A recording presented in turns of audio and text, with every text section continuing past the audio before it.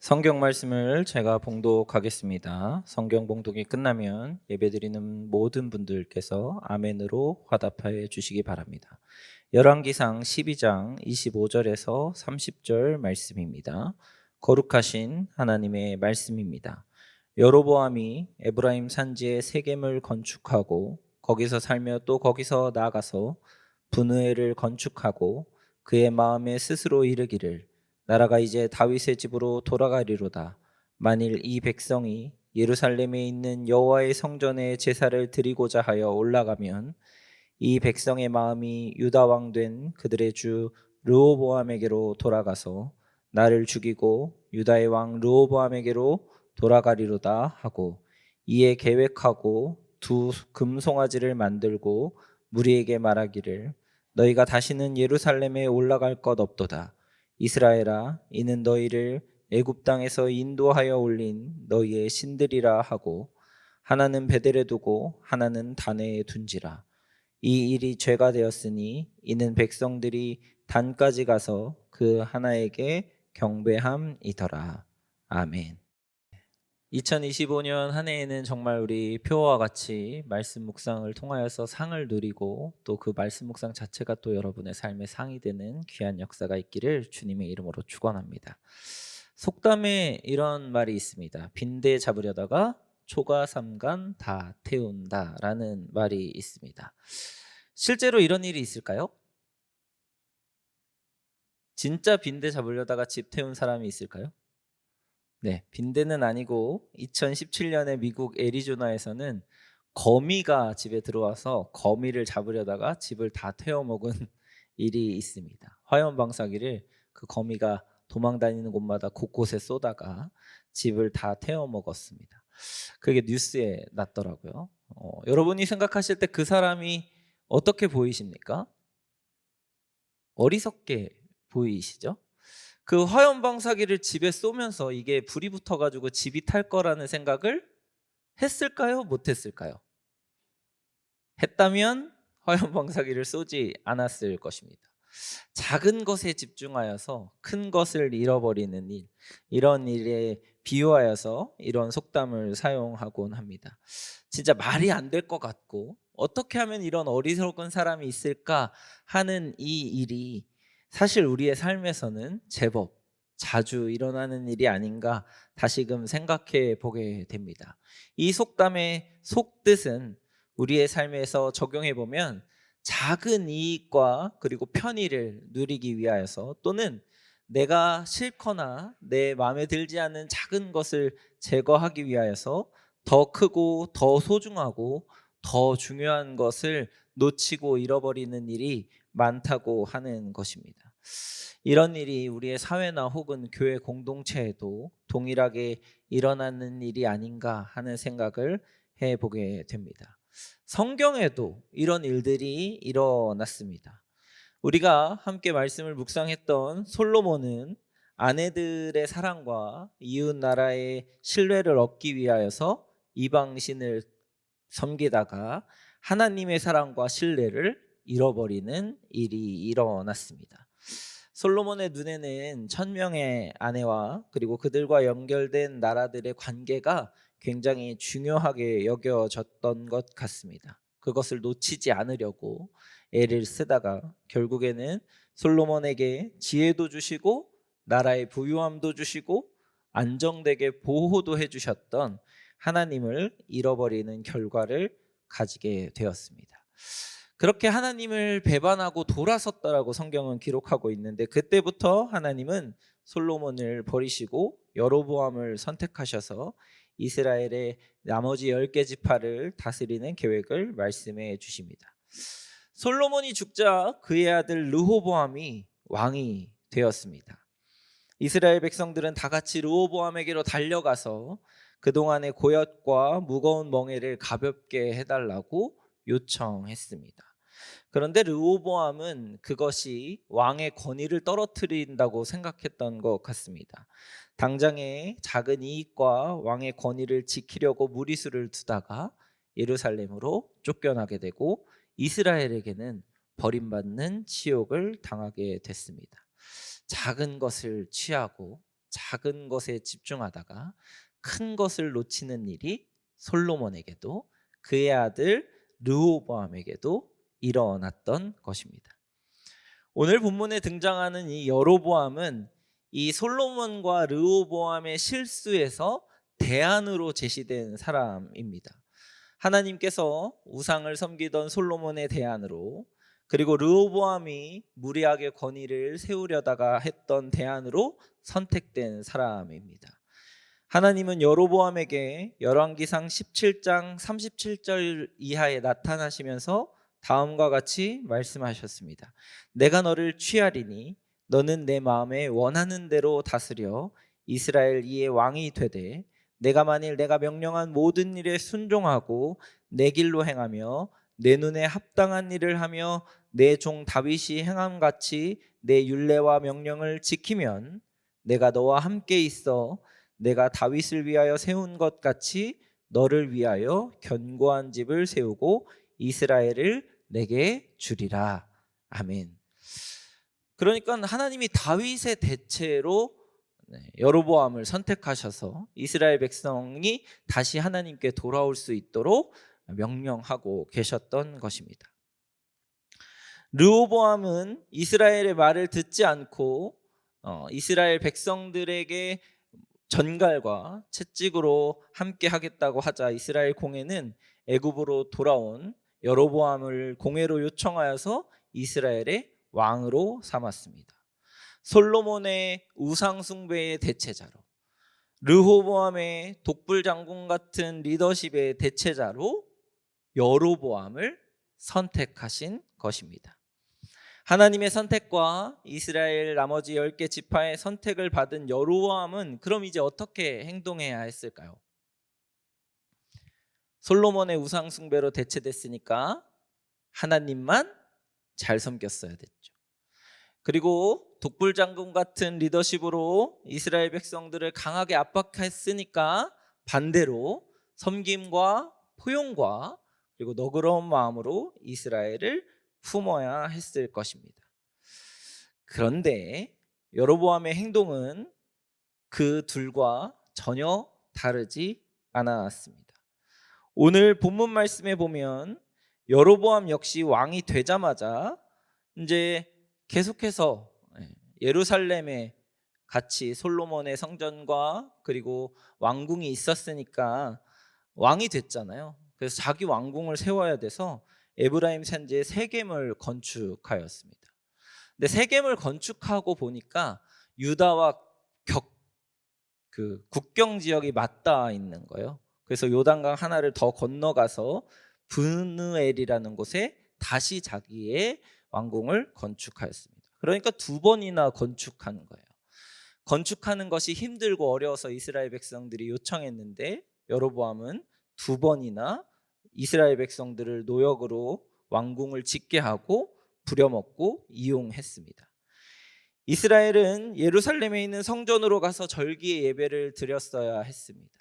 그런데 그것이 싫어서 여로보암은 자신이 있는 이스라엘 지역에 산당을 짓고 제사를 드리도록 펼쳤습니다. 그것이 우상 숭배가 되었고 거기에 만든 것이 무엇이었죠? 금송아지였습니다. 여러분, 금송아지 하면 생각나는 것이 무엇입니까? 네. 금송아지 하면 이스라엘 백성이 애굽 땅에서 출애굽했을 때에 시내산에서 모세가 하나님의 법궤를 받고 있는 그동안의 이스라엘 백성들이 모세가 내려오는 것을 기다리지 못하고 뭘 만들었죠? 금송아지를 만들었습니다. 오늘 여로보암이 이스라엘 백성들에게 너희를 애굽 땅으로 인도하여 올린 너희들의 신들이라 라고 금송아지를 칭하고 있는 것과 같이 출애굽기 32장의 이스라엘 백성들도 이렇게 이야기합니다. 이스라엘아, 이는 너희를 애굽 땅에서 인도하여 낸 너희의 신이로다. 그런데 금송아지를 만들었던 이스라엘 백성들이 어떻게 되었나요? 죽임을 당했습니다. 언약궤를 가지고 내려오고 있던 모세가 레위 지파들에게 금송아지를 만들고 섬기고 그 당시에 제사하며 춤추고 있던 사람들 3,000명 가량을 모두 죽임을 당하게 하였고, 이스라엘 백성들은 계속해서 그 우상을 섬겼던 죄를 감당해야 했습니다. 여러분, 그럼 여로보암의 죄는 뭘까요?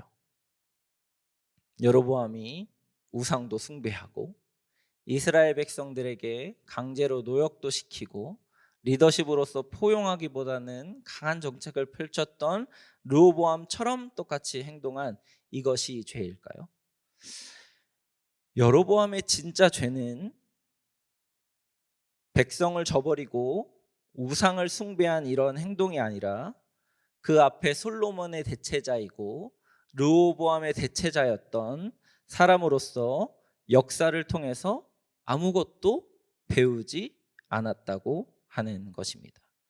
가깝게는 솔로몬에서, 그리고 멀게는 이스라엘의 출애굽의 역사를 통하여서 하나님을 버리고 우상을 섬기면 하나님이 이스라엘 백성들을 다시 버리고 그들에게 벌을 내리시고 이스라엘 백성들이 하나님을 저버린 것과 같이 하나님도 이스라엘 백성을 저버릴 수 있다는 것을 누누이 역사를 통하여서 보여주었음에도 불구하고, 그것을 경험했음에도 불구하고 아무것도 깨닫지 못했다고 하는 것입니다. 이스라엘 백성들을 다 잡아내면서 솔로몬과 르호보암이 초가 삼간을 이스라엘 전 지역을 다 태우는 것을 보고 있으면서도 그것 때문에 자기가 이스라엘의 선택과 하나님의 선택을 받아 왕이 되었으면서도 여전히 똑같은 일을 반복해서 저지르고 있는 것입니다. 하나님은 누누이 여로보암에게 내 율법과 법도를 지키면 널 지켜주겠다. 백성이 너를 지키는 것이 아니고, 외교가 너를 지키는 것이 아니고, 군대가 너를 지키는 것이 아니고, 우상이 너를 지켜주는 것이 아니라 만군의 하나님 여호와, 홀로 한 분인 나 여호와가 너를 지키는 것이다. 내가 너를 지켜야만 세상에서 안전할 수 있다는 말씀을 계속하고 있는데, 이스라엘의 역사를 통하여서 반복하고 있는데, 그 이스라엘 역사를 통하여서 증명하고 있는데도 불구하고 여로보암은 그 역사에서 아무것도 배우고 있지 않다는 것이 진짜 죄라는 것입니다. 우리는 그렇지 않습니까? 성경의 말씀을 통하여서 이스라엘의 역사를 통하여서, 그리고 오늘 우리가 읽은 성경의 솔로몬과 여로보암의 역사를 통하여서 아무것도 배우지 않고 하나님의 말씀을 들으려고 하지 않고 범죄하고 우상을 숭배하는 역사를 반복하고 있지는 않으시냐는 것입니다. 하나님은 수많은 역사를 통해서 우리에게 말씀하십니다. 우상을 숭배하면 내가 너를 버릴 것이고, 나의 말을 따르고 지키면 내가 함께하겠다. 그런데도 우리는 여전히 죄의 역사, 우상 숭배의 역사, 작은 것을 지키고 부여잡으려다가 영원한 나라, 하나님의 나라를 포기해버리는 역사를 반복하고 있지는 않은가, 우리의 삶을 돌아봤으면 좋겠습니다. 내 속 좀 시원하려고, 내가 좀 이익을 취하려고 눈에 그것밖에 보이지 않아서 더 큰 일, 더 큰 공동체, 더 큰 하나님을 놓치고 있는 우리를 하나님께서는 여전히 지금 여로보암과 같이 지켜보고 계실 것입니다. 수많은 설교를 듣고 간증을 듣고 고백과 믿음의 역사를 통하여서 우리가 지금 배워오고 있는 것은 무엇입니까? 성경의 역사가 너무나 우리에게 분명하게 밝히고 있는 것은 오늘 본문에서와 같이 솔로몬과 르호보암 그리고 여로보암에서와 같이 하나님을 온전히 섬기면, 하나님만 섬기면, 좌로 우로 치우치지 않고 하나님이 말씀하신 그 말씀만 온전히 지키면 내가 너를 지키겠다고 하는 이 말씀을 부여잡는 것입니다. 그렇게 역사는 이야기해주고 있고 성경은 이야기해주고 있음에도 불구하고 우리는 이 역사를 무시하고 이 역사를 뒤로 한 채 다시 범죄하고 다시 우상 숭배하고 다시 하나님 이외에 다른 것을 내 삶의 안전한 보호로 삼고 있다고 하는 것입니다. 왜 역사를 통해 배우지 않으십니까? 사실 이제 이런 관점에서 보면 여로보암보다 우리의 죄가 더 크지 않을까 싶습니다. 여로보암은 이스라엘의 역사, 출애굽한 역사, 사사의 역사, 그리고 다윗, 솔로몬, 르호보암의 역사를 통해서만 깨달을 수 있었습니다. 길다면 길고 짧다면 짧은 역사겠죠. 그런데 우리는 여로보암도 보고 그 이후에 우리가 읽은 성경을 통하여서 역대 왕들도 보고 예수님 시대의 제자들도 보고 초대교회 시대의 제자들도 보고 그 이후에 이스라엘 역사의 모든 믿음의 선조들의 삶을 다 역사로 경험하고 계시면서 여로보암보다 2배, 3배는 더 긴 역사, 더 많은 사람들, 더 많은 하나님의 말씀을 대하면서도 우리는 그 역사에서 아무것도 배우고 있지 않다면 우리는 더 큰 죄를 하나님께 짓고 있는 것입니다. 역사를 통해서 하나님은 다시금 우리에게 말씀하십니다. 나만 믿어라. 나만 섬겨라. 나만이 유일한 너희의 안전이며 나만이 너희를 구원하고 나만이 너희를 살릴 수 있는 하나님이다. 신년이 되면 저희가 하는 것들이 있죠. 신문에 이런 것 많이 나오잖아요. 몇 년생 몇 년띠 뭐는 어떻게.